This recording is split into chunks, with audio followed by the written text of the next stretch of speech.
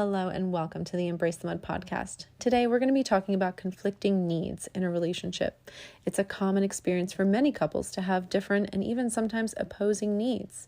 What's the best way to handle this situation? That's what we're going to be talking about here today, so let's dive in.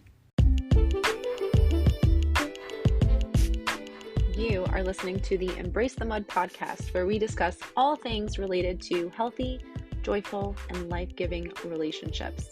Why focus on relationships? Because the quality of our intimate partnerships and close connections influences our health, happiness, and longevity more than anything else in our lives.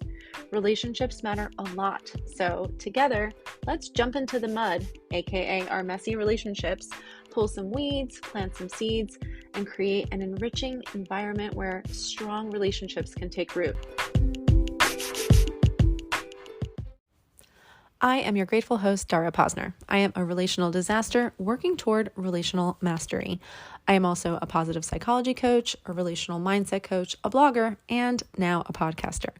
Thank you for tuning into this episode of the Embrace the Mud podcast, where we discuss all things related to healthy, joyful, life-giving relationships. If you are a fan of this podcast, please subscribe, follow, like, review, and share.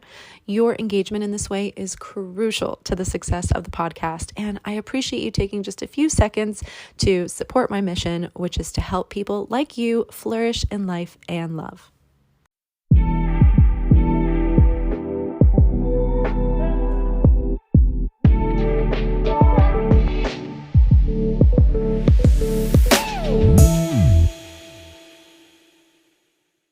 Navigating conflicting needs in a relationship can often feel like walking a tightrope, trying to find balance between two seemingly opposing desires.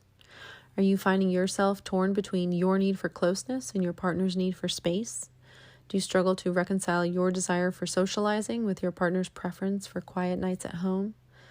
Many couples grapple with conflicting needs, and it's a common source of tension and frustration in relationships. Examples of conflicting needs abound in relationships. A few examples might be one partner may crave more quality time, while the other partner may value more independence and alone time. There are differences in social preferences, such as one partner being extroverted and wanting to socialize frequently, while the other partner prefers quieter, more intimate gatherings. And additionally, there are variations in the need for physical touch and affection that can lead to misunderstandings and hurt feelings if not addressed openly and respectfully. It's important to recognize that it's not the differences themselves that are the problem, but rather how we handle them in our relationships, and more specifically, how we handle each other when we're dealing with these differences. Conflict arises when we fail to acknowledge and respect each other's needs and preferences, instead insisting that our way is the right way. However, by approaching these differences with empathy, understanding, and open communication, we can find ways to honor and accommodate each other's needs while still maintaining a strong and healthy connection. One key to managing conflicting needs in a relationship is to avoid falling into the trap of trying to change or control your partner. Rather than viewing your differences as obstacles to overcome, embrace them as opportunities for growth and for compromise or becoming skilled at bargaining with each other. Seek to understand your partner's perspective and be willing to make adjustments to accommodate their needs, just as you hope they will do for you. Another important strategy is to practice active listening and empathy.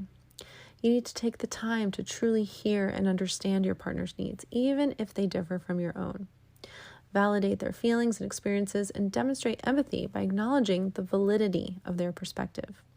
By showing that you value and respect their needs, you create an atmosphere of acceptance and trust in the relationship. Additionally, it's crucial to establish clear and open lines of communication with your partner. Be honest about your own needs and preferences and encourage them to do the same. Together, you can work towards finding creative solutions that allow both of you to feel accepted, honored, and respected.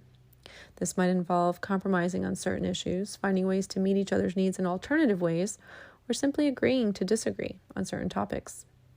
Ultimately, navigating conflicting needs in a relationship requires patience, understanding, and a willingness to prioritize the well-being of the partnership above individual desires. By approaching these differences with compassion and flexibility, you can create a relationship that is strong, resilient, and deeply fulfilling for you both.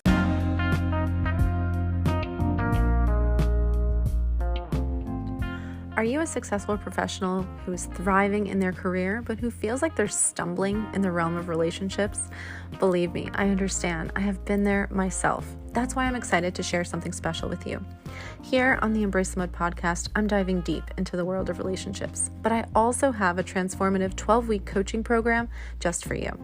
It involves 12 virtual 50-minute sessions where we work together one-on-one to unlock the secrets to becoming confident relational masters.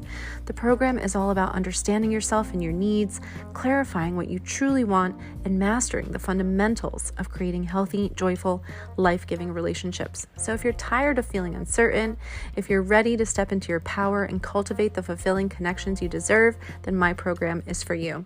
Just head over to mudcoaching.com for more details and to schedule your discovery call. Let's start transforming your relationships and your life. You don't have to wait any longer. Your best relationships are just around the corner. All right, that brings us to the end of our episode for today. I hope you will accept today's invitation to remember that your conflicting needs are not a competition, and to instead approach your differences compassionately, with a lot of curiosity, and with some flexibility as well. I will be back here very soon with another episode for you on the Embrace the Mud podcast. In the meantime, please remember, you are wired for love and connection. You are capable of love and connection. You are worthy of love and connection. I'll see you next time.